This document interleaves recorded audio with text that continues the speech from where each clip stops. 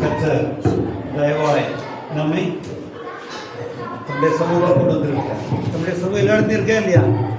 வீட்டில் இருந்தால் தேவ சமூகம் இருக்கா இல்லையா? ரோட்டில் இருந்தால் இருக்கா இல்லையா? எங்கேயும் இருக்குது. இங்கே என்ன தெரியுமா? இங்கே பரலோக ஆராதனைக்கு ஒப்பான ஆராதனை இங்கே இல்லை எந்த சபையும். ஏன்னா பரலோகத்தில் தான் சபையாக இருக்கிற விசுவாசி எல்லோரும் சேர்ந்து ஆராதிப்பாங்க. இப்போ பூமியில் கொஞ்சமாக இருக்கிற சபையாக இருக்கிற விசுவாசியில் ஒன்றா சேர்ந்து ஆராதிக்கிறோம். இது விசுவாசியில சேர்ந்து ஆராதிப்பது இல்லையா? அப்போது இது என்னது? அது தேவதூதர்கள்லாம் இந்த ஆராதனை உற்று பார்க்க ஆசையாக இருக்கிறார்கள். எப்படி எப்படி ஆசையாக இருப்பாங்க சொல்ல பார்க்கலாம். எதுக்கு ஆசையாக இருக்கிறாங்க? 15 பேராக இருந்தாலும் சரி, 150 பேராக இருந்தாலும் சரி, 1500 பேராக இருந்தாலும் சரி, 15000 பேராக இருந்தாலும் சரி, ஏக மனதாக ஆராதிக்கிறார். என்னது? ஏக மனதாக ஆராதிக்கிறார். பரலோகத்துமான வேற மனது இருக்குமா? அப்போ அதுபோல இங்க ஏக மனதை ஆராதிக்கிறோம். அதனால தான் தேவதூதர்களும் உற்று பார்க்க ஆசையா இருக்கிறார்களாம். ஏன் உற்று பார்க்கணும்? அவங்க நாமும் ஆவியா இருக்கிறோம். நாம் ஆராதிக்கிற தேவன் அங்கே ஆவியா இருக்கிறார். நாங்கள் தான் ஆராதிக்கிறோம், உண்மைதான். ஆனால் பூமியில் இருக்கிற மனுஷர் அவர் மாம்சமாக இருக்கிறார்கள், ஆவியா இருக்கிறார், மாம்சமான சரத்துக்குள்ளே இருக்கிறார்கள், உலகத்தில் இருக்கிறார். ஆனால் எப்படி ஏக மனதை ஆராதிக்கிறாங்க? எப்படி? அவங்க எப்படி முடியுது? அவங்களுக்கு எப்படி ஏகமனதாக தேவனை ஆராதிக்க முடிகிறது? ஏன்னா அவர் மாம்சத்தில் குடியிருக்கிற ஆவிதான். நம்மள ஆவியானவர்கள் தான். அது எங்கே இருக்கிறோம்? இந்த மாம்சமான சரத்துக்குள்ளே குடியிருக்கிறோம். எங்கே இருக்கிறோம்? உலகத்துக்குள்ளே இருக்கிறோம். உலகத்தை நமக்கு தூரமாக்க முடியுமா? எப்படி முடியும்? ரெண்டு வழி இருக்கு. ஒன்று கண்களை மூடுறது, இன்னொன்று ஆவினாக்கத்தோடு சேர்ந்துடுறது. எது? ஆவினாக்கத்தோடு சேர்ந்து விடுகிறது. அது அவர் ஆராதிக்க எப்படி ஆராதிக்கணுமா? எப்படி ஆராதிக்கணுமா? ஆவியோடும் உண்மையோடும் ஆராதிக்க வேணுமா? அப்படி ஆவியோடு உண்மையோடும் ஆராதிக்கிறனா எப்படி இருப்போம்? ஏக மனதோடு இருக்கிறவளா இருப்போம். அப்பத்தான் தேவதூதர்கள் உற்று பார்க்க ஆசையா இருக்கிறார்கள். மறுபடியும் சொல்லுவாங்க, இது சபைக்கு வரணும், அங்கதான் ஆசீர்வாதம் இருக்கு. அப்படிலாம் ஒன்றும் இல்லை. எங்கன்னா ஆராதிக்கலாம், எங்கேயும் ஆசீர்வாதம் இருக்கு.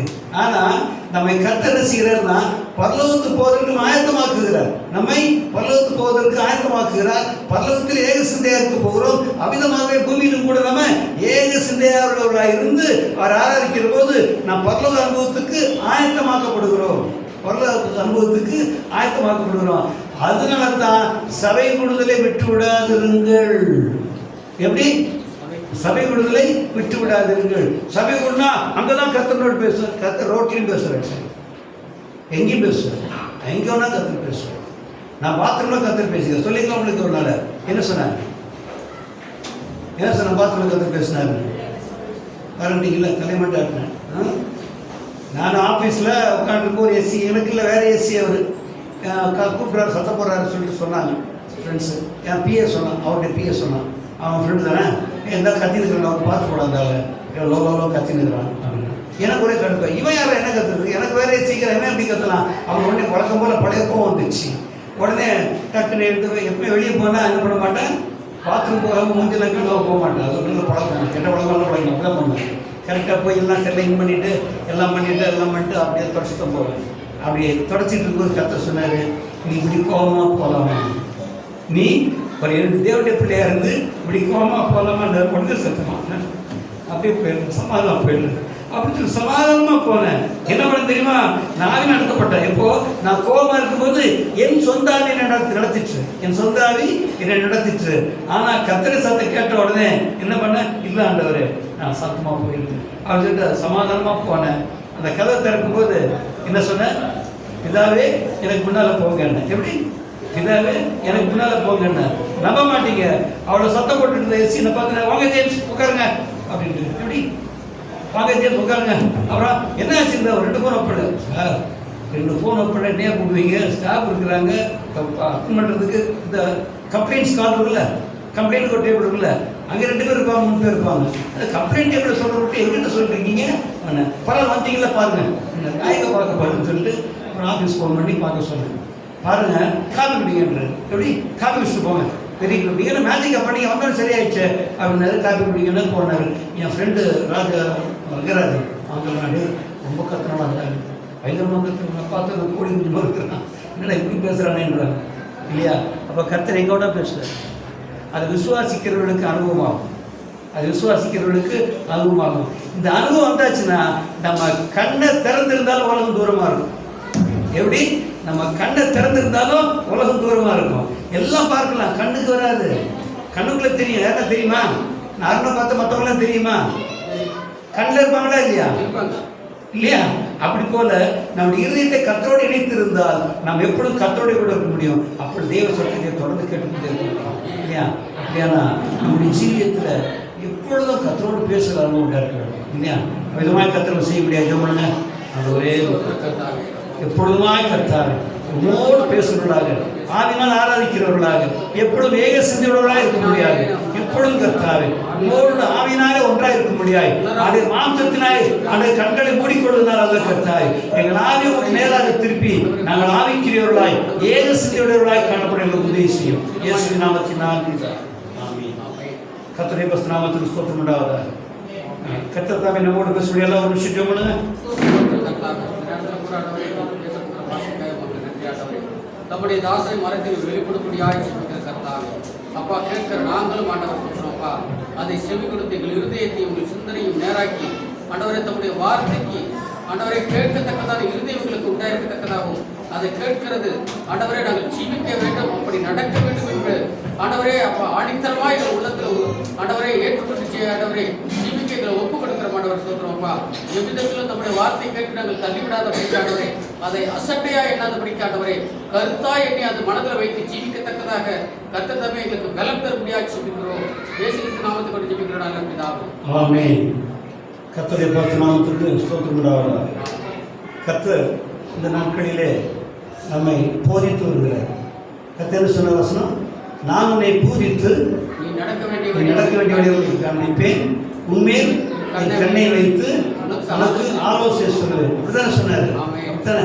இன்னொரு இடத்துல சொல்றாரு, ஏசாயாவில் சொல்றாரு, நான் உனக்கு பிரயோஜனமானவர்களை போதித்து. வாசிக்கிடுங்க ஏசாயா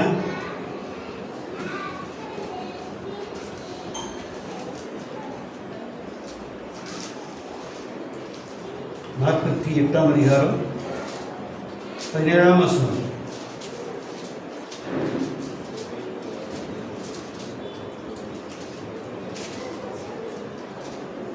Thus said the Lord, thy Redeemer, Holy One of Israel, and the Lord thy God, which teacheth thee to profit, which leadeth thee by the way that thou shouldest go.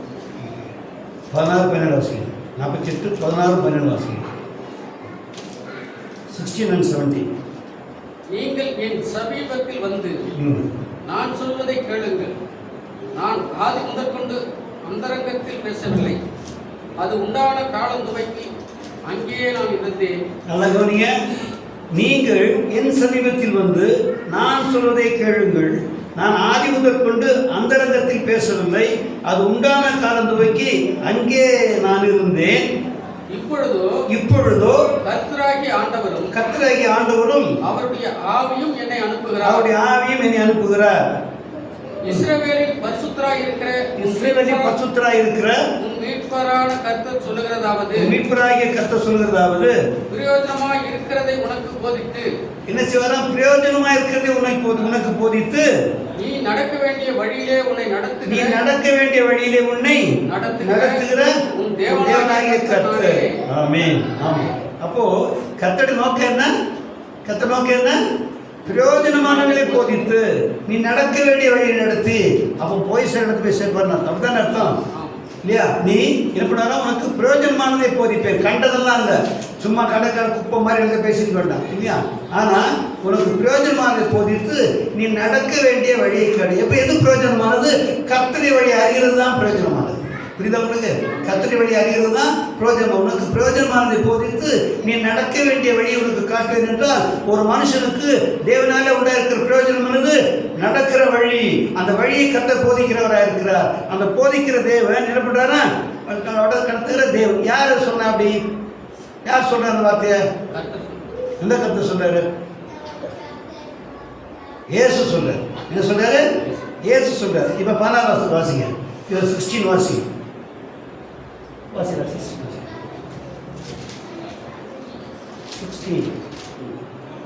48:16.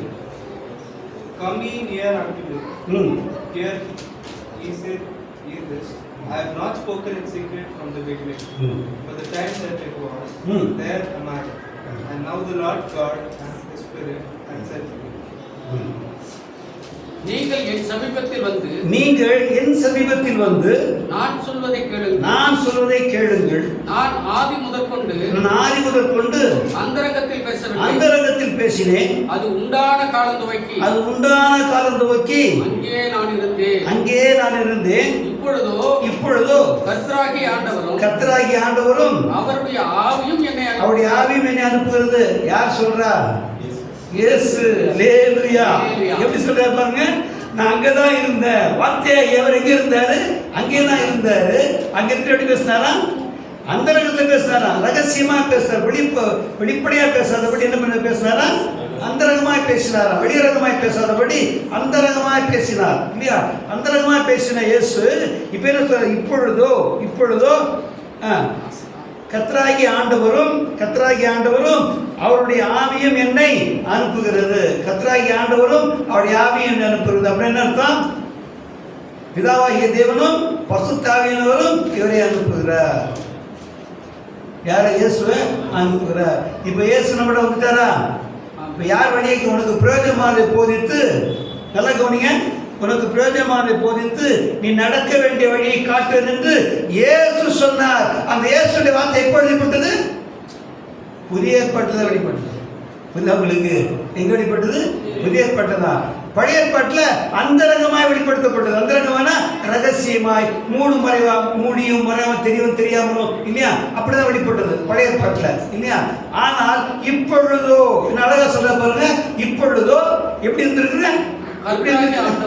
ஆமா. இப்பொழுதோ என்ன பண்ற? கர்த்தராகிய ஆண்டவரும் அவருடைய ஆவியும் என்னை அனுப்புகிறார். இப்போ கர்த்தராகிய ஆண்டவரும் அவருடைய ஆவியை என்னை அனுப்புகிறார். இப்போ நான் பேசுகிறேன்.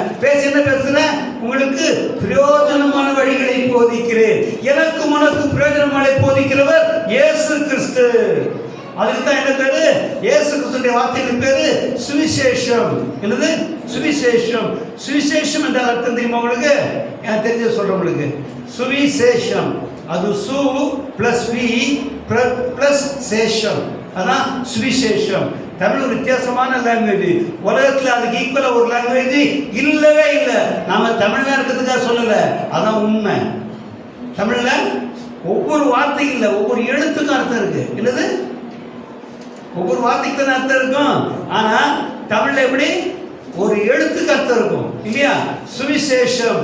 சேஷம் என்றால் என்ன அர்த்தம்? சொல்லி கொடுத்துக்கிறேன். சேஷம் என்றால் என்ன அர்த்தம்?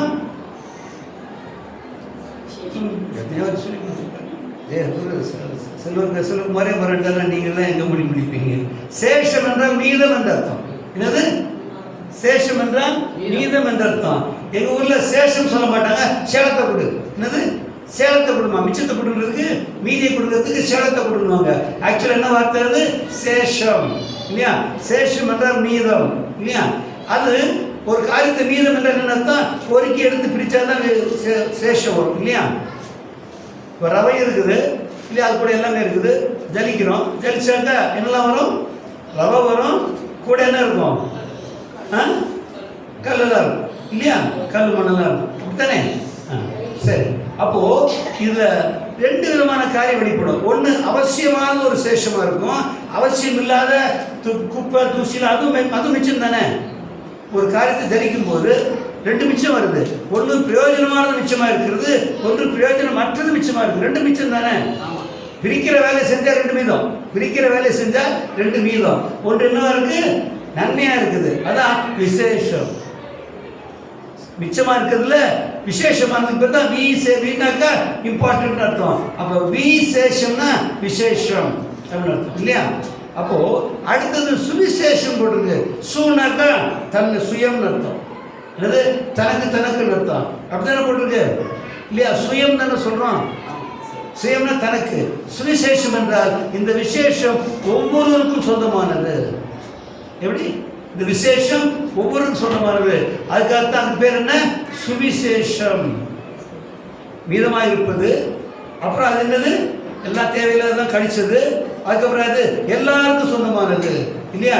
அப்போ சுவிசேஷம் எல்லாருக்கும் தானே இல்லையா? அப்போ சுவிசேஷத்தை அறிவித்தவர் யாரு? இல்லையா? இயேசு தான் இல்லையா? என்ன சொன்னாரு? அது முதல் இயேசு பிரசங்கிக்க தொடங்கினார் இல்லையா? இது கிறிஸ்துவின் சுவிசேஷம். அப்படியானால் கிறிஸ்துடைய வார்த்தை தான் நமக்கு என்ன பண்ணும்? நாம் நடக்க வேண்டிய வழியை காண்பிக்கும். நாம நடக்க வேண்டிய வழியை காண்பித்து பிரயோஜனமானதை பெற்றுக்கொள்ள செய்யும். எப்படி? நமக்கு நடக்க வேண்டிய வழியை காண்பித்து எங்க போய் சேரணுமா? வழி என்ன அர்த்தம்? ஒரு வழி நடத்துறாருன்னா வழி என்ன இருக்கும்? போய் சேரும் இடம் இருக்கும். அப்படித்தானே அர்த்தம்? வழி இருக்கிறது என்றால் என்ன அர்த்தம்? நான் போய் சேரும் இடம் என்று அர்த்தம். வழியில் சும்மா நடந்துட்டு இருப்பாங்களா? இல்லை, வழி நடத்துக்கு கோர்ட்டா என்னது ரன்னிங் சுற்றுவா ட்ராக்கில் ஓடிக்கிட்டே இருக்க வேண்டியதுதான். ரவுண்டாக இருக்கும் இல்லையா? 10 வாட்டி சுற்ற சொல்லுவான். அது ட்ராக், அது ஒரு வழி. அது பேர் அது வழி, அது பேர் இல்லையா? அது பேர் என்ன? ட்ராக். ஆனால் எது வழி? ஒரு ஊர்ல இருந்து இன்னொரு ஊருக்கு போறதான் வழி இல்லையா? அப்போ வழி நடத்தப்பட்டால் முடிவு ஒன்று இருக்கும், நான் போய் சேர்க்கிற ஸ்தலம் ஒன்று இருக்கும். அதுதான் அவர் பிரயோஜனமானது உங்களுக்கு போதித்து நீ நடக்க வேண்டிய வழி உனக்கு காட்டுவேன் இல்லையா? அப்போ கர்த்தர் உங்களையும் என்னையும் தம்மோடு இணைத்துக் கொண்ட ஒரே நோக்கம் அவர் தம்முடைய வார்த்தைகளை சொல்லி நம்மை நடத்துவதற்கு தான். ஆதியாகமத்துல பார்க்க 1-3 அதிகாரத்தில் பார்க்கிற போது அவர் தேவனை விட்டு பிரிந்து போறார். நஷ்டம் என்ன தெரியுமா? சோறெல்லாம் போச்சா? இல்ல பூமியை உண்டாக்கின எல்லாம் மரம் செடி கொடி மாடுகள் ஆடுகள்லாம் கோழி எல்லாம் இருந்தது இல்ல? நீ தின்ன வேண்டிய எல்லாம் நீ இருந்தது இல்ல? இருந்ததா இல்லையா? என்ன இல்ல?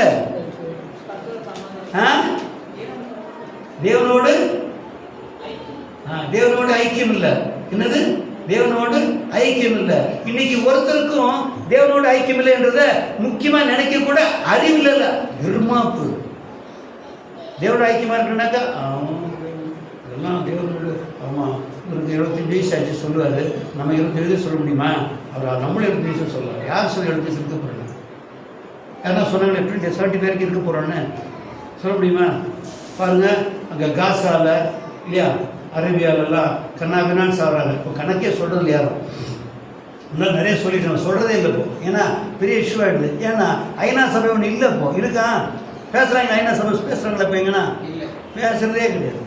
ஏன்னா அவங்களை யாரும் மதிக்கிறதே கிடையாது. இவன் குண்டு போடுறான், நீ போடுன்றான். இவன் அடிக்கிறேன்றான். அவன் கண்டுக்கிறது நம்ம எவ்வளோ கேட்குறாங்க விட்டுருக்கான் இல்லை. அதனால் எவ்வளோ பேர் சாகுறாங்கன்னு தெரியல. சாகுறவங்கலாம் எல்லாரும் வயசானவங்க சாகுறாங்களா? வாலிபர்கள் சாகுறாங்களா? குழந்தைகள் சாகுறாங்களா? எல்லாரும் சாகுறாங்க. அதனால் 75 இயர்ஸ் ஆனதுக்கப்புறம் படியில் நடக்கலாம். ஏன்னா பாஸ்ட் 75 சொல்கிறாரு. அவர் ரசிக்கப்பட்டதே 41 ரசிக்கப்பட்டார். அப்படி சொன்னாக்கா 41 இருக்க முடியுமா? நம்ம யாராவது சொல்ல முடியுமா? இருக்க முடியும்னு சொல்லவே முடியாது. ஆமாம், எங்கள் அப்பா தான் அடையாளம் சொல்லுவேன். நல்லா வளர்த்தியா தெரியா, ரொம்ப அழகாக ஸ்போர்ட்ஸ் மேன் வரேன். இது பேங்க் நாடு வரும். நான் நல்ல ஸ்போர்ட்ஸ் மேன். எத்தனை வயசு இருந்தார்? 34 வயசு. எத்தனை வயசில்? 34 வயசு. அவ்வளோதான் இல்லையா? ஒன்றும் சொல்ல முடியாது. அதனால் நமக்கு தேவனோட ஐக்கியம் மிக முக்கியம். அதற்காகத்தான் அவர் இழந்தது என்னது? தேவனோடு இருந்த ஐக்கியம். அதுக்கு பேர் தான் என்னது? மரணம், ஆவிக்குரிய மரணம். அதுதான் ஆத்மாவில் ஏற்பட்ட மரணம். அதுதான் ஆத்மாவில் ஏற்பட்ட மரணம். நம்ம சரீரத்தில் மரணத்தை குறித்து தான் கவலையாக இருக்கிறோம். சரீர மரணம் என்றால் என்ன? சரீர மரணம் என்றால் என்ன?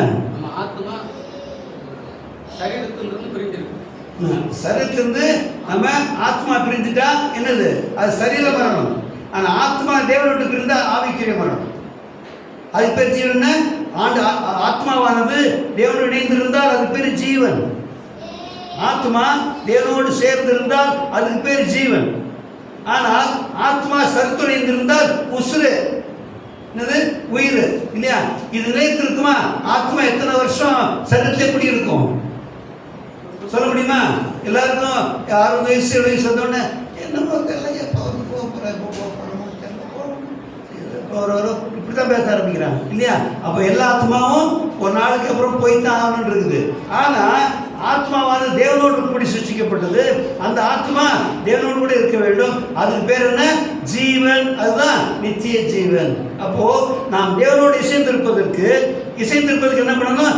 அவரால் நடத்தப்பட வேண்டும். அவர் நம்மோடு பேச வேண்டும், நாம் அவரோடு பேச வேண்டும். சரி, பேசியாச்சு. இப்போ அவரோடு இசைந்திருப்பதற்கு என்ன பண்ணணும்? நாம பேசிட்டோம், ஐக்கியமாயாச்சு, ரட்சிக்கப்பட்டோம், இயேசு ஏற்றுக்கொண்டோம். அதனால பாவத்திலிருந்து நம்ம விடுவிக்கப்பட்டோம், உலகத்தில் நீங்களாக்கப்பட்டோம், மாம்சத்தில் நீங்களானோம், சுயமான ஆலோசனை ஒன்றும் இல்லை, அவருக்காக ஜீவிக்கிறோம் என்று சொல்லிவிட்டோம். இப்போ நம்ம நடத்துகிறார். அவர் நடத்துகிறார் என்றால் நம்ம எப்படி அவருடைய சேர்ந்திருக்க முடியும்? அவர் நடத்துகிறார். அவரோட எப்படி இசைந்து இருக்க முடியும்?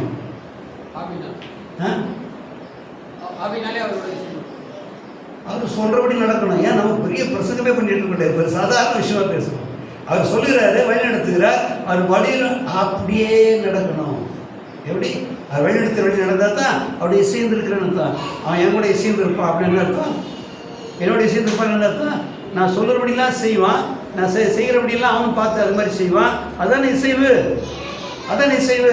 அப்போ கர்த்தர் உன்னையும் என்னை வழி நடத்துகிறார். எவ்வளவு பேர் வசனம் கேட்கிறோம், ரொம்ப தெளிவான வசனம் கேட்கிறோம். எத்தனை பேர் விருப்பமாக கேட்கிறோம், எத்தனை பேர் கை கொள்ளும்படி கேட்கிறோம், எத்தனை பேர் அவரோட இசைவாக இருக்கபடி விரும்புகிறோம். அதெல்லாம் இல்லை. வர வேண்டியது, வசனத்தை கேட்க வேண்டியது. ரொம்ப நல்லா இருந்தது. பிரச்சனை எல்லாம் பண்ணுவாரு. நம்மளால முடியாது. அப்படி சொன்னா என்ன வேணா? ஜீவன் வேண்டாம்னு அர்த்தம். ஆத்மா யாரோடு இல்லை? இப்போ தேவனோடு இல்லை. ஆத்மாவுக்கு மரணம் எங்க வருது? தேவனை விட்டு பிரிந்தா வரும். சரீரத்துக்கு மரணம் எப்போ வருது? கரெக்டா சொல்லுவாங்க. எப்படி? சரீரத்திலிருந்து ஆத்மா பிரிந்து போனா சரீரத்துக்கு மரணம், ஆத்மாவுக்கு ஒன்றும் இல்லை.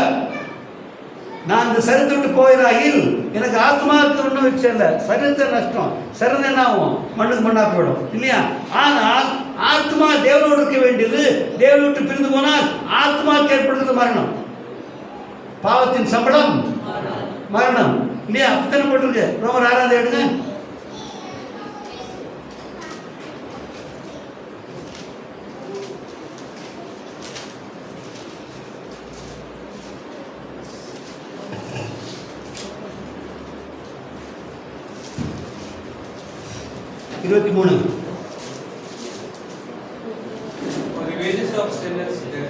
Wages of sin is death. But the gift of God is eternal life. Through Jesus Christ our Lord. பாவத்தின் சம்பளம் மரணம். தேவனுடைய கிருபை வரமோ நம்முடைய கர்த்தராகிய இயேசு கிறிஸ்துவினால் உண்டான நித்திய ஜீவன். பாத்தீங்களா? நம்முடைய கர்த்தராகிய இயேசு கிறிஸ்துவினால் உண்டான ஜீவன், உண்டான நித்திய ஜீவன். இது எல்லாருக்கும் தெரியும். பாவத்தின் உண்டானது மரணம் இல்லையா? பாவத்தின் சம்பளம் மரணம். எந்த மரணம்? நேற்றுக்கு தான் சீஃப் பெரிய பாஸ்டர் இருந்தார். நேற்றுக்கு இறந்தார். 15 அடக்கம் பண்ணிருக்காங்க. அவர் ஏன் தெரிஞ்ச பாஸ்டர் தான். இப்போ வழக்கம் கிடையாது. எங்கள் சபை விசுவாசிக்கு சித்தப்பா இறந்தார். அவரை பற்றி ஒரு நல்ல சாட்சி இருக்குது. ரட்சிக்கப்படும்போது 12 பேர் சொத்தையாக இருந்ததான். எத்தனை பேர்? 12 பேர் சொத்தையாக இருந்ததான். அவர் ரட்சிக்கப்பட்டதுனால ஆண்டவர்கிட்ட சொன்னாராம், ஆண்டவரே நான் ரட்சிக்கப்பட்டால் எல்லா வியாதியும் நீங்கள் சொன்னீங்கல்ல, இந்த 12 பேர் சரியாகும்னு சொன்னாங்க. சரியா விஷயம். எப்படி? 12 பேர் சொத்து பேர் சரியாக கேள்விப்பட்டிருக்கோமா? சொத்து பேர் சிமெண்ட் அடைக்கலாம், இல்லை அத்தனை செய்யலாம், இல்லை ஆர்சிடி பண்ணலாம். ஆனால் அவர் என்ன சொன்னாரா? இந்த பல்லுலாம் சரியாக சுகமாகணும் அப்படின்னாரா. அதே மாதிரி சுகமாச்சு. நல்ல ஊழியக்கார். என்ன நல்ல ஊழியக்கார் போயிட்டார்ல. அவருக்கு மரணம் வந்தது இல்லை. என்ன மரணம்? அது சரீர மரணம். ஆனால் எவர்கள் வார்த்தையை கை கொள்ளாது இருக்கிறார்களோ அவர்களுக்கு தான் ஆவிக்குரிய மரணம், ஆத்மாவில் ஏற்படுகிற மரணம். இந்த ஆத்மா தான் பலனை அனுபவிப்பது, சரீரம் அல்ல. ஆத்மா தான். யார் ஆத்மா? சொல்ல பாருங்க, யார் ஆத்மா? அப்படி சொல்லு. நான் தான் ஆத்மா, நம்ம வேற ஒன்றும் இல்லை. நான் தான் ஆத்மா. இன்னைக்கு சரீரத்தையே பார்த்து இதுக்கு தான் முக்கியத்துவம் கொடுக்குறோம். எதுக்கு முக்கியத்துவம் கொடுக்குறோம்? சரீரத்தை முக்கியத்துவம் கொடுக்குறோம். இல்லை எதுக்கு முக்கியத்துவம் கொடுக்கணும்? அழிவில்லாத ஆத்மாவுக்கு முக்கியத்துவம் கொடுக்கணும். ஏன் ஆத்மா அழிவில்லாதது? அது தேவனத்துக்கு உண்டானது, அவர் உண்டாக்கினது இல்லையா? நான் உண்டு பண்ணின ஆத்மா சொல்லியிருக்கிறார் இல்லையா? என்னுடைய ஆத்மா என்னுடைய பிள்ளைகளா இருக்கிறார் சொல்லியிருக்கிறார் இல்லையா? அப்ப அவரை போலவே அந்த ஆத்மா அழிவில்லாத ஆத்மா. ஆனால் பூமியில் இருக்கும் பொழுது நாம் அவரோடு இருக்கும்படிக்கு, அவரோடு கூட இருப்பதை மேன்மையாக எண்ணி, அதுவே பலன் கொடுப்பதாக எண்ணி அவருக்கு செவி கொடுத்து ஜீவித்தமையானால் என் ஆத்மா தேவனோடு சேர்ந்திருக்கும். அப்போ ஒரு நாள் வரும்போது நாம் என்ன பண்ண மாட்டோம்? நம்ம ஆத்மா தேவனை விட்டு பிரியாது. சரீரம் விட்டு போனாலும் கூட ஆத்மா நம்ம விட்டு பிரியாது. அப்படித்தானே? அத்தனை போட்டிருக்கு. வாசிங்க. 1 கொரிந்தியர் 2 கொரிந்தியர்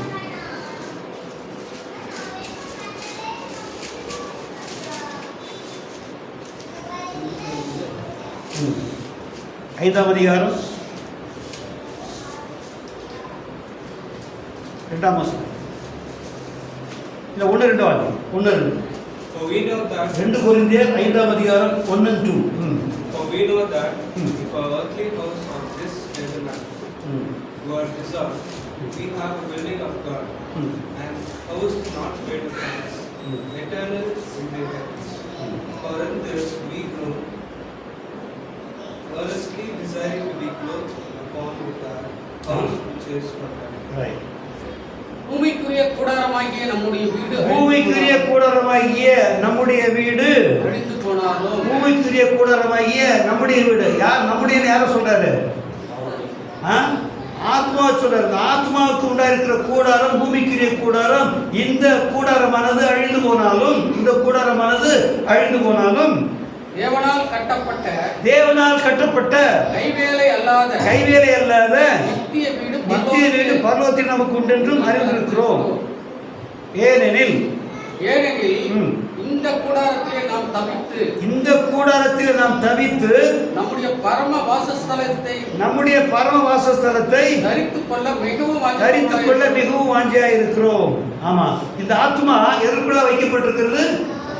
சரீரத்துக்குள்ள வைக்கப்பட்டிருக்கிறது. ஆனால் இந்த ஆத்மா தான் வந்த தேவனுக்கு திரும்ப போகும்படி வாஞ்சிக்கிறது. ஏனென்றால் அவருடைய நித்திய வாழ்க்கை எங்க இருக்கு?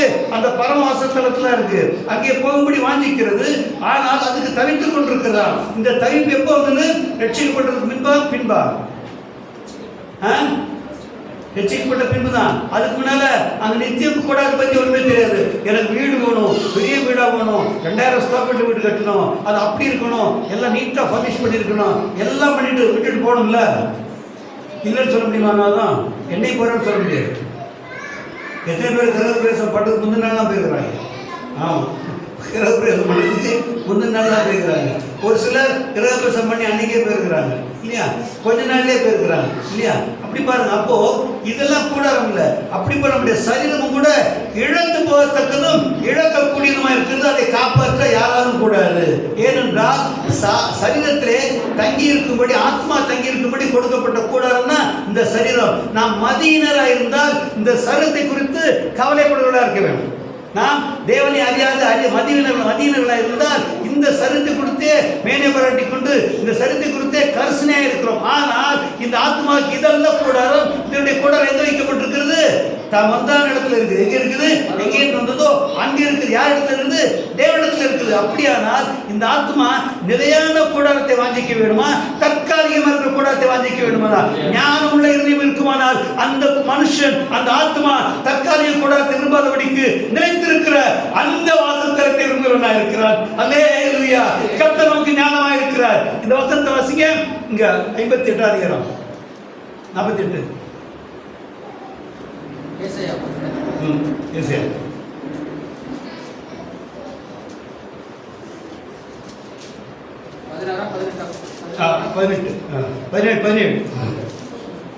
இஸ்ரவேலின் பரிசுத்தராய் இருக்கிற உன் மீட்பரான கர்த்தர் சொல்கிறதாவது, பிரயோஜனமாய் இருக்கிறதை உனக்கு போதித்து நீ நடக்க வேண்டிய வழியிலே உன்னை நடத்துகிற கர்த்தர், நீ உன்னை நடத்த வேண்டிய வழியை நடத்துகிற தேவனாய கர்த்தர் நானே.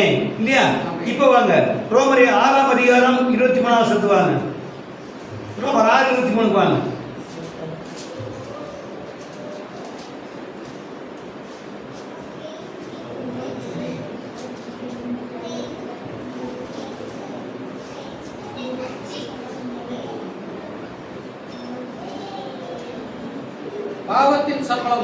பாவத்தின் சம்பளம் மரணம், தேவனுடைய கிருபை வரமோ நம்முடைய கர்த்தராகிய இயேசு கிறிஸ்துவினால் உண்டான நித்திய ஜீவன். அது நித்திய ஜீவன் எங்க இருக்கு? தேவனிடத்துல இருக்கா? வாசிங்க, திருப்பி வாசிங்க. நீங்க வாசிங்க, திருப்பி வாசிங்க.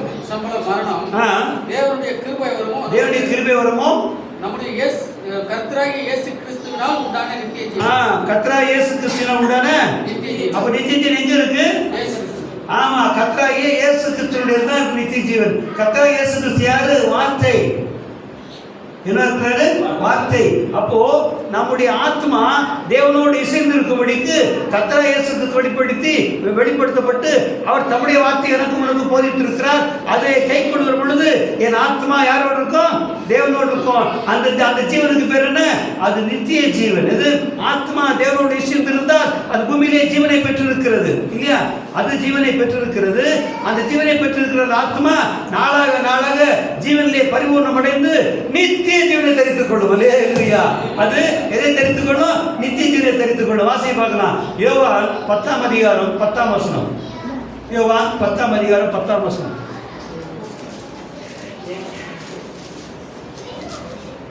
The thief cometh not, but for to steal and to kill and to destroy. I am come that they might have life, and that they might have it more abundantly.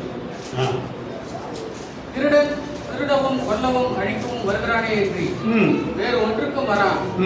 நானோ அவைகளுக்கு ஜீவன் உண்டாயிருக்கவும் அது பரிபூர்ணப்படவும் வந்தேன். நானோ அவர்களுக்கு ஜீவன் உண்டாயிருக்கவும் அது பரிபூர்ணப்படவும் வந்தேன். அங்க என்ன சொன்னாரு? கர்த்தராகிய நான் யார் அனுப்பப்பட்டேன்? கர்த்தராகிய ஆண்டவரும் ஆவியானவரும் அனுப்பப்பட்டேன். அடுத்த வசனம் சொன்னாரு, நான் அவர்களுக்கு என்ன பண்ண? பிரயோஜனமாக போதித்து அவளை வழி நடத்துவேன். நானே அந்த கர்த்தராகிய ஆண்டவர் சொன்னாரு. இங்க என்ன பார்த்தோம்? ரோமர் என்ன வாசித்தோம்? அவர் கிறிஸ்தியசுக்குள்ளாக நமக்கு என்ன உண்டா இருக்குது? நித்திய ஜீவன் உண்டா இருக்கிறது. அப்படியானா அவர் வழிகாட்டுவது வசனத்தினாலே.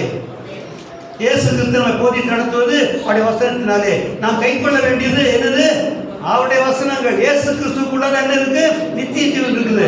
அதுக்காகத்தான் வழிகாட்டும்படி, நித்திய ஜீவனுக்கு வழிகாட்டும்படி தான் அவர் வந்திருக்கிறார். அவர் நம்மளுக்கு வந்து என்ன சொல்றாரு? அந்த ஜீவனை கொடுக்கவும் அந்த ஜீவன் பரிபூர்ணப்படவும் வந்தேன் இல்லையா? எப்படிருக்கு? 10 ஆசை திருப்பி. திருடவும் கொல்லவும் அழிக்கவும் வருகிறானே என்று வேறு ஒன்றுக்கும் வரான். நானோ அவைகளுக்கு ஜீவன் உண்டாயிருக்கவும் அது பரிபூர்ணப்படவும் வந்தேன். அது பரிபூர்ணப்படவும் வந்தேன். பிரியமானவர்களே, நன்றாக கவனியுங்க. அந்த ஜீவனை கொடுக்கிறது மாத்திரம் திருப்தி ஆயிட்டோம். எல்லாரும் ஜீவனை பெற்றிருக்கிறோம், தேவனோட ஐக்கியத்தை பெற்றிருக்கிறோம், போதாது. அந்த ஜீவன் என்ன பண்ணோம்? நமக்குள்ளே பரிபூர்ணப்பட வேண்டும். அந்த ஜீவன் நமக்குள்ளே என்ன பண்ணோம்? பரிபூர்ணப்பட வேண்டும். அந்த பரிபூர்ணப்படுவதற்காகத்தான் ரோமர் 7ஆம் அதிகாரத்தை சொல்லியிருக்கிறாரு. வாசிங்க. பாவத்தின் சம்பளம் மரணம், தேவனுடைய கிருபை வரமும் நம்முடைய கர்த்தராகிய இயேசு கிறிஸ்துவினால் உண்டான நித்திய ஜீவன். அப்போ கிறிஸ்துவினுடைய உபதேசத்தை கேட்டு அனுதினம் அதை கை கொண்டு ஜீவிக்கிற பொழுதுதான் நமக்குள்ளே இருக்கிற ஜீவன் பரிபூர்ணப்படும். என்ன பண்ணும்? நம்ம போதும், ரட்சிக்கப்பட்டோம்ல, இயேசோட ஐக்கியமாயிட்டல, தேவோட ஐக்கியமாயிட்டல உடே, அப்படி இல்லை. அந்த ஜீவன் பரிபூர்ணப்படும் வந்து எதை கொண்டு பரிபூர்ணப்படுத்துகிறார்? வார்த்தை கொண்டு தான் பரிபூர்ணப்படுத்துகிறார் இல்லையா? ஆனா நம்ம என்ன செய்யறோம்? கர்த்தரை சிநேகிக்கிறோம், கர்த்தரை கனப்படுத்துகிறோம், அதை சிநேகிக்கிறோம். ஆனா என்ன பண்றோம்? அதுக்கு ஒரு என்ன வச்சுக்கிறோம்? அளவு வச்சுக்கிறோம். என்ன பண்ணுறதுக்குள்ள போதும், அதுக்கு நல்லா முடியாதுங்க. சும்மா பூமியில் வாழ்றான், இன்னும் பரலோகத்தை வாழ்றாரு. ஏன் பரலோகத்துக்கு போய் தான் பூர்ணமடைய முடியுமா? கேட்குறேன். பூர்ணமடைந்து பரலோகத்துக்கு போகணுமா? இல்லை பரலோகத்துக்கு போய் பூர்ணமடைய முடியுமா? ரொம்ப ஞானி மாதிரி பேசுவாங்க. என்ன பரலோகத்துக்கு மாதிரி பேசுறாரு? பூமியில் தானே இருக்கிறோம். ஆமாம், பூமியில் இருக்கும்போது தான் பரலோகத்தில் இருக்கும். முட்டாள் மாதிரி பேசுகிறேன். இப்படி பரலோகத்துக்கு போய் தான் நம்ம பூர்ணமடைய முடியுமா? யார் பூர்ணப்படுகிறாரோ அவர் தான் கொண்டு வருவார் இல்லையா? அப்போது நம்ம எப்படி இருக்கணும்? கேட்குறவளாக இருக்க வேணும், அதை செய்கிறவளாக இருக்க வேணும். எப்படி இருக்கணும்? நாம் கேட்குறவளாக இருக்க வேணும், அதை செய்கிறவளாக இருக்க வேணும். நம்ம அப்படி இருக்கிறோமா? இங்கேருந்து வெளியே போகும்போது பாதி மறந்துடும், வீட்டுக்கு போனால் இன்னும் கொஞ்சம் பாதி மறந்துடும், கொஞ்சம் பொறுத்து இல்லாமலே இருக்கு. அப்படி எதனா ஒன்று இருந்ததுனாக்கா பேசி வைத்துருவான். இதெல்லாம் சரியா? இதெல்லாம் முடியுமா? உன்னால் முடியுமா சொல்லு. நீ நல்லவன், ரொம்ப நல்லவன் நீ, ஆனால் உன்னாலே முடியுமா? உன்னாலே முடியாது பார்த்து சொல்லு அப்படின்னா, அதான் முடியாது தான். நம்மளோட யோசிச்சு பார்த்தேன், அதெல்லாம் முடியாது, சும்மா பேசி என்ன பண்ணுறது அப்படின்னு. நம்ம யார் பேசுவார்? பேய் பேசுவோம். இங்கே பேசிகிட்டே இருக்கோம். அவர் போல வைக்கிறார். நான் சொல்கிறேன், ஒரு சாலமோன் ஞானி புஸ்தகம் எழுதியிருக்கிறேன். என்ன புஸ்தகம் எழுதியிருக்கிறாரு? நீதிமொழிகள், பிரசங்கி இல்லையா? அவர் இருந்தார். நீதிமொழியில் பாதிக்கு மேலே இருந்தார், மீதி வேறையாக வைக்கிறாங்க. பாதிக்கு மேலே இருந்தது யார்? நீ அவர் தான், சாலமோன் தான். அது மேலேயே சாலமோன் நீதிமொழி தான் போட்டுருக்கோம் இல்லையா? அடுத்து பிரசங்கி இல்லையா? இதில் உள்ள ஞானம் எதுலையுமே இருக்குது. ஞானம் உள்ள புத்தகம் எங்கே இருக்குனாக்கா யோகிலையும் பிரசங்கிலையும் நீதிமொழியிலும் தான் இருக்கும். அது ஞானத்தை பேசுறது யார்? சாலமோன் தானே. சாலமோன் ஞானி தானே பேர் வச்சுக்கிறார். யார் சாலமோன்? என்ன பேர்? ஞானி. அது முடிவு எப்படி இருந்தது? முடிவு எப்படி இருந்தது? அது முடிவு எப்படி இருந்துச்சு? மோசமா இருக்கு. ஆ, அந்நிய ஏகப்பட்ட மனைவி வச்சுக்கிட்டாரு. சரி, தொலைஞ்சு போகுது. அந்த காலத்தில் தப்பு இல்லை. ஆனால் அந்த மனைவிகளில் என்ன பண்ணார்? விக்கிரகாராதனைக்கார மனைவிகளை ஏற்றுக்கொண்டார். யார்? எகிப்து பார்வோனுடைய மகளை கல்யாணம் பண்ணிக்கிட்டார். எகிப்திய பார்வோன் யார்? இஸ்ரேலுக்கு விரோதி. அவனுடைய பொண்ணை கல்யாணம் பண்ணிக்கிட்டாரு. அதோடு விட்டாரா? தேவாலயத்துக்கு எதிரவே அந்த சாமிக்கெல்லாம் போயிட்டு இருக்கு. அந்நிய தேவர்களுக்கெல்லாம் கோயிலுக்கு அவங்க சொல்கிறாங்க, எங்களுக்கு ஒரு கோயில் கட்டிவிடு, அங்கே கட்டினாலும் இங்கே ஒன்று கட்டி விடு. என்ன பண்ணுறது? கருது போகும். எனக்கு அந்த கோயில் தான், நீங்கள் வேணா வச்சிங்க. எங்கே கட்டியிருக்கிறாரு? தேவனுடைய நாட்டில், தேவன் கொடுத்த தேசத்தில் இல்லையா? அப்படி கட்டினாங்க. ஏன் தெரியுமா? அவன் கர்த்தரை வார்த்தைக்கு மீறி போனான். அப்போ அவனுக்கு அதற்கு நியாயத்துக்கு வாழணும். அப்போது இந்த விசுவாச வீரர்கள் பட்டியல் சொல்லுவாங்கல்ல, இவரைய போகிறோம்ல, இவரைய போகிறோம் இன்னும் இருக்குது, விசுவாச வீரர்களின் பட்டியல் இருக்கு இல்லையா? அதில் சால்மன் பேர் இருக்கா? இல்லை. எல்லார் பேர் இருக்குது, யார் பேர் இல்லாமல் இருக்குது. ஆனால் அவர் பேர் இல்லை. ஏன்? அவருக்கு ஞானம் இருந்தது. இன்றைக்கு அநேக நமக்கு கூட ஞானம் இருக்கிறது, இயேசு அறிகிற அறிவு இருக்கிறது, சத்தியத்தை அறிகிற அறிவு இருக்கிறது. அவர் தானே முன்னில் நமக்கு போதிக்கிறார், வழி நடத்துகிறார். ஆனால் நாம் அவருடைய வழியில் நடவாதபடிக்கு வசனத்தை கை கொள்ளாமல் இருந்தால் சாலமோனுடைய முடிவாக இருக்கும். நானே பிரசங்கிக்கிற எனக்கும் அதே தான் இல்லையா? ஆழமான சத்தியத்தை பேசலாம், தெளிவான சத்தியத்தை பேசலாம், வெளிச்சமான சத்தியத்தை பேசலாம். ஆனால் நான் நடவாதிருந்தேனே, ஆனால் அந்த முடிவு தான் பார்க்க வேண்டும் இல்லை? ஆமாம், அதோட சந்தேகமே கிடையாது.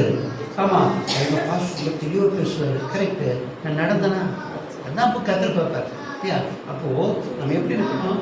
எல்லா வசனத்தை கேட்கணும், அதபடி நடக்க வேண்டும் இல்லையா? அதுதான் முக்கியம். வாசிக்க பார்க்கலாம். எசேக்கியேல் 33ஆம் அதிகாரம்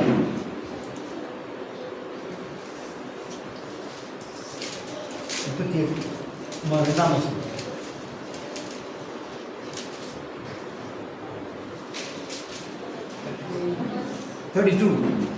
And lo, thou art unto them as a very lovely song of one, that hath a pleasant voice, and can play well on an instrument, for they hear thy words, but they do them not.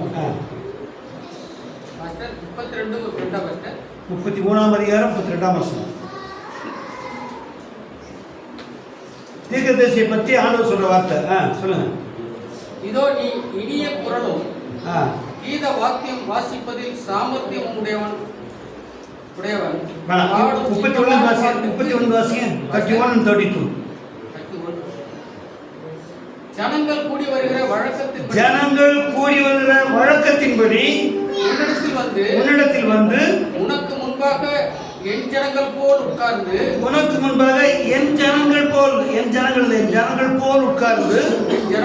உட்கார்ந்து உன் வார்த்தைகளை கேட்கிறார்கள்.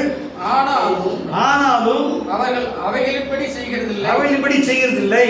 அவர்கள் தங்கள் வாயினாலே இன்பமாய் பேசுகிறார்கள். அவர்கள் இருதயமோ பொருளாசையை பின்பற்றி போகிறது.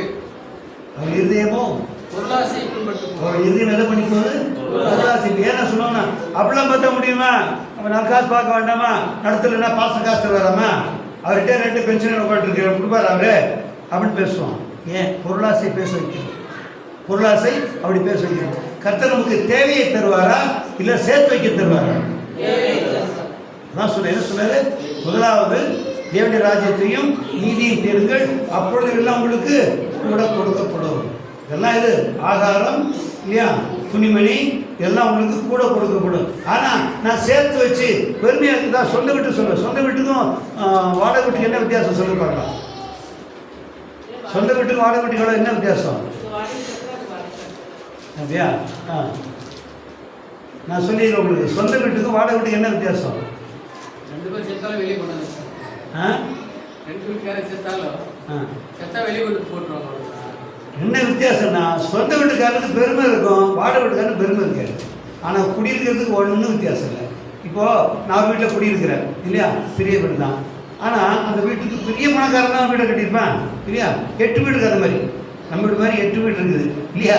எவ்வளோ பெரிய பணக்காரனாக இருப்பான் இல்லையா. அவங்க தானே வாடகை கொடுத்துக்கிறான். ஓனர் அவங்க தானே. ஊரெலாம் அவங்க தான் ஓனர் சொல்லுவாங்க. என் பேருக்கு தபால் வந்தால் அந்த வீட்டில் கொடுப்பானா? நான் வீட்டை கூப்பிட்டு போனால் அந்த திறக்க முடியுமா? திறந்தால் போலீஸ் கேஸ் கொடுத்துருவேன். நான் ஓனர் வாடகை விட்டு இல்லை, ஓனர் கிட்ட வச்சுக்காரு விடுவாங்களா? யார் வீடு அது? அது யார் வீடு? அது உங்கள் வீடு இல்லையா? அது ஏன் வீடு? அவங்க இருக்குது, அவங்க எங்கே அப்படிதான் சொல்லுவாங்க. அப்போது சொந்த வீட்டுக்கும் வாடகை வீட்டுக்கும் ஒரே ஒரு வித்தியாசம் தான் இருக்குது. என்னது? பெருமை. Own house. என்னது? Own house. என்ன ஓன் ஹவுஸ்? எவ்வளோ நாள் ஓன் ஹவுஸ் கேட்கணும். இது இவ்வளோ நாள் எவ்வளோ நாள் இருக்கீங்க? 15 வருஷம். ஸோ 15 வருஷம் ஒரு ஓனர். இன்னும் எத்தனை வருஷம் ஓனராக இருப்பீங்க தெரியலையே. அப்புறம் என்ன ஓனரு? மொத்தம் 15 வருஷம் இருந்துட்டோம். இப்போ ஓனரு. இப்போ வரப்போகிற எத்தனை வருஷம் இருக்க போகிற அந்த வீட்டில் ஓனர்? அப்புறம் ஓனரா? அவர் தான் சொந்த காசை போட்டு சுய சம்பாத்தியத்திலே எழுதியிருப்பார். டாக்குமெண்ட்டில் எழுதியிருப்பார், சுய சம்பாத்தியத்திலே சேர்த்தது அப்படி எழுதியிருப்பார். ஆனால் சுய சம்பாத்தியம் சேர்த்து மாதத்தில் கூட போட்டிருப்பாரு. ஏன்னா சுந்தரம் இல்லா அப்படின்னு போட்டுப்பாரு வச்சுக்குவேன். போட்டு அப்போ என்ன பண்ணுவாங்க? அவர் பேர் போட்டிருக்கு, அவர் டாக்குமெண்ட் அவர் பேர் தான் போட்டிருக்கு. நம்மளாம் வெளியே உள்ளே இருக்கிட்ட விட்டுருவே இல்லை, தூக்கி முதல்ல வெளியே வச்சுருவாங்க. இல்லை அவ பாருங்க, நமக்கு பொருளாசை பின்பற்றி போகிறாரு. என்ன பண்ணுறாங்கன்னா அவங்க பொருளாசை பின்பற்றி போகிறது, அவருடைய இருதயமும் பொருளாசை பின்பற்றி போகிறது. ஆனால் அப்படினால அவர் வார்த்தைகளை கேட்கிறார்கள், ஆனாலும் அவைகள் இப்படி செய்ய மறுக்கிறார்கள். புரியுதா உங்களுக்கு? எப்படியா அங்கே கேட்குறாங்க, பொருளாசை பின்பற்றி போகிற இருதயம் இருக்கு அப்படின்னா வார்த்தையை கேட்கிறார்கள், ஆனாலும் அவையின்படி செய்யாமல் போகிறார்கள். அப்போ பொருளாதாரத்தை பின்பற்றுகிற ஒருபோதும் கர்த்தருடைய வார்த்தையை செய்து கொடுக்கவே மாட்டான். ஏன்னா பேய் கூட சொல்லியிருப்பார், இவ்வளோ அழகான இதெல்லாம் விட்டுட்டு இந்த மாதிரி தொழில் செஞ்சால் தான் 4 காசு பார்க்கலாம். இது வேண்டாம் அது வேண்டாம்னு சொன்னால் 4 காசு பார்க்கணும். நாய் மதிப்பான உலகத்தில் நாய் மதிச்ச தேவையே மதிக்க லாஸ் இருக்கிற மனுஷனா நாய் மதிச்சுதா? இல்லை அவனுக்கு வீடு இருந்ததா? இல்லையா? வீட்டில் அப்புறம் கிளாஸ் ரூமில் உட்காந்தான் இல்லையா? அவங்க கூட யார் ஃப்ரெண்டு? நாய் நக்கிறது சரி இல்லை இல்லையா? அந்த ஆனால் அவன் எங்கே இருந்தான்? அப்போ அது ஐஸ்வர்யம் சொன்னான்.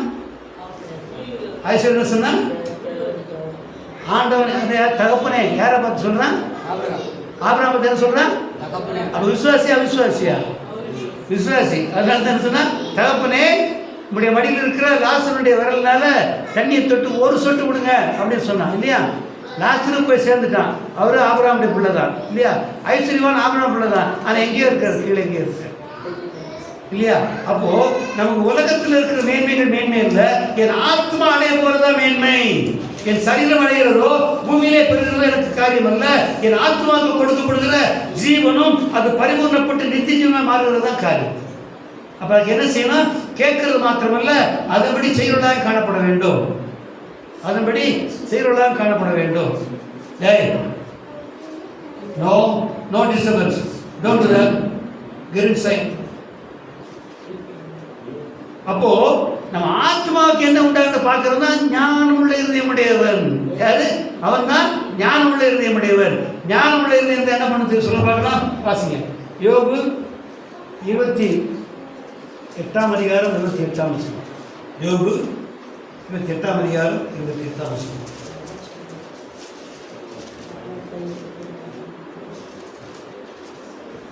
And unto man he said, Behold, the fear of the Lord, that is wisdom, and to depart from evil is understanding. தமிழாசி. மனுஷனை நோக்கி இதோ ஆண்டவருக்கு பயப்படுவதே ஞானம், பொல்லாப்பை விட்டு விலகுவதே புத்தி என்றார். அதில் பொல்லாப்பை விட்டு விலகுவதே புத்தி. எது பொல்லாப்பு? எது பொல்லாப்பு? பொல்லாப்புன்னு என்ன அர்த்தம்? கீழ்ப்படியாக போகிறதான் பொல்லாப்பு. எதுக்கு யார் கீழ்ப்படி? பிள்ளைங்க பண்ணுறத கேட்டு என்ன பண்ணுவாங்க? கீழ்ப்படிய மாட்டாங்க இல்லையா? வேலை செய்கிறவங்க அதிகாரி எடுத்து கீழ்ப்படிய மாட்டாங்க இல்லையா? அப்போது ஆண்டவருக்கு கீழ்ப்படியாக போனால் அது பேர் என்ன? பொல்லாப்பு. அப்போது கத்திரி வாக்கிலை கேட்டு அதுபடி நடவாமல் போனால் நாம் பொல்லாப்பை தேடிக் கொள்கிறோம். பொல்லாப்பை செய்து நமக்கு நாமே பொல்லாப்பை தேடிக் கொள்கிறோம். அதனால நம்முடைய காரியம் அப்படி இல்லை. நம்முடைய காரியம் அப்படி இல்லை. என்ன செய்யணும்? வசனத்தை வைத்துக்கொண்டு இந்த ஆத்மா ஈடேற முடியாது. ஏன்னா சரீரத்துக்கு எவ்வளோ சீராடும், பூமியில் இருக்கிற காரியங்கள் எதை பெற்றுக்கொண்டாலும் எந்த ஆதாயமும் இல்லை. ஆனால் இந்த ஆத்மா என்ன ஆகும்? எத்தனை பேர் சிந்திக்கிறீங்க ஆத்மா பற்றி? சிந்திக்கிறதே இல்லை. அநேக சிந்திக்கிறதே இல்லை. உங்களுக்கு பிரித்து பார்க்க தெரியணும்.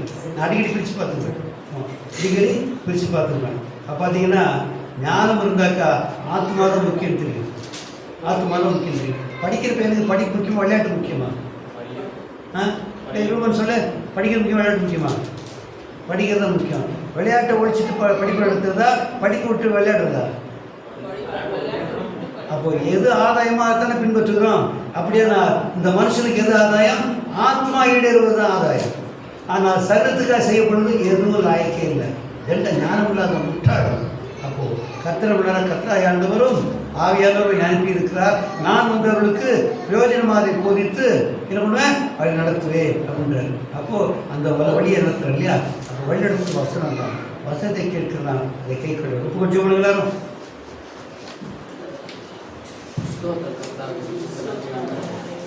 காலை வேலை கூட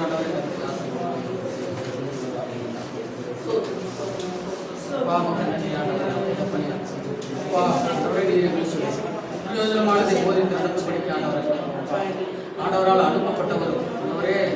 அப்பாவுக்கு நன்றி ஆண்டவரே. தம்முடைய ஆவியால் அனுப்பப்பட்டவருமாய் இயேசு கிறிஸ்துவாய் இருக்கிறீர் ஆண்டவரே. அப்பா நீர் போதிக்கிற வசனத்தை கொண்டு நம்முடைய வார்த்தை கொண்டு போதிக்கிறீர்கள். அந்த வார்த்தையை ஆண்டவரை மனதில் வைத்து நாங்கள் ஜீவிக்கத்தக்கதாக எங்களை ஒப்பு கொடுக்கிற